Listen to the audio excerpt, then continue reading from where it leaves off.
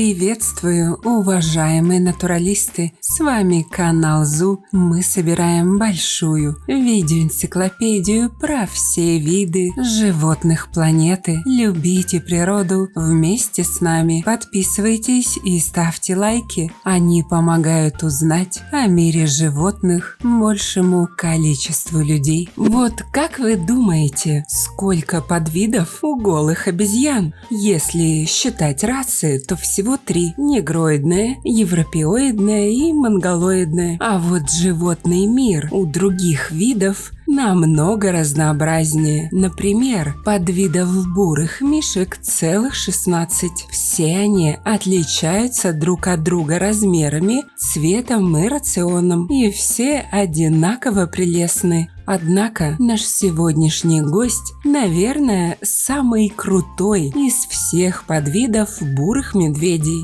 даже круче гризли. Кстати, о нем вы сможете найти ролик в плейлисте «Животные Америки». Ну а сегодня встречайте Кадьяка, подвид бурых медведей, обитающий на острове Кадьяк и других островах Кадьякского архипелага у южного побережья Аляски. Это один из самых крупных хищников в мире, живущих на суше. Кадьяк крупнее сибирского бурого медведя и гризли. Своими размерами он сопоставим с древним короткомордым медведем. Кадьяк легко выворачивает вековые пни и ломает стволы хвойных деревьев. Эти мишки вымахивают до 500 килограммов, а это больше их таежных собратьев почти в 2 раза. Самый крупный Кадьяк весил 780 килограммов. К тому же кадьяки достигают длины до 3 метров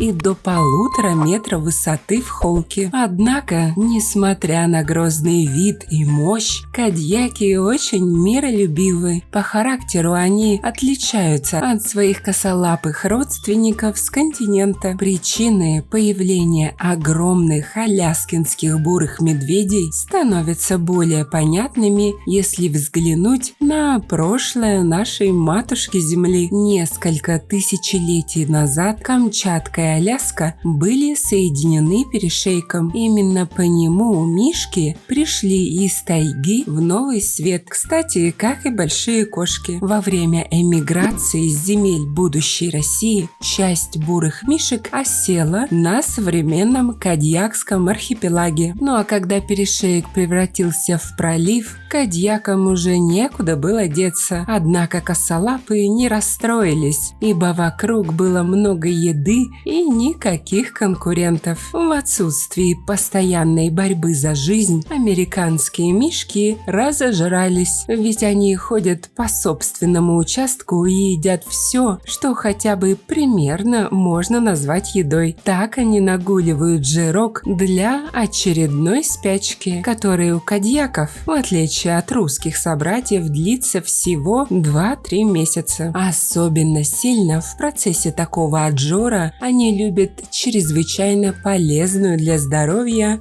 лососевую рыбку. Ну что скажешь, губа не дура. Ну а теперь поговорим о милоте этих гигантов. Да, если вдруг в поисках провизии мишутка забредет на участок соседа, его совсем не ждет кровавая и беспощадная битва. Воспитанные на обилии пищи, в отсутствии конкуренции, американцы предпочитают добрососедские отношения, избегая драки и конфликты. А летом кадьяки забывают о границах вообще напрочь, ведь надо делать маленьких мишуток. Убежденные социопаты кадьяки начинают образовывать кратковременные пары. Женитьба проходит, как правило, в июне или июле. Однако оплодотворенная яйцеклетка начинает развиваться лишь в ноябре. Во время зимней спячки в январе или феврале на свет появляются от 1 до 3 детенышей. Молодняк остается при матери вплоть до 3-летнего возраста. Когда же мишутки получают паспорт, она перестает их кормить, и в ее организме происходит происходят гормональные изменения, которые меняют ее настроение. И мамаша начинает бить, кусать и рычать на медвежат, пока те не уйдут. К сожалению, только половина малышей доживает до взрослого возраста. К тому же, с недавних пор на Кадьякском архипелаге завелись люди. К лысым обезьянам аборигены относятся даже не со спокойствием, а скорее со страхом, ибо сапиенсы сразу же по прибытии открыли охоту на этих больших мишек. Их и до этого было очень мало, а люди еще сильнее порезали численность кадьяков. К счастью, власти вовремя взяли мишек под охрану. На сегодняшний день популяция кадьяков насчитывает около 3000 особей. Надеюсь, так будет и дальше. А вы бы побоялись встретиться с мирным, маленьким аляскинским мишкой? Напишите в комментах.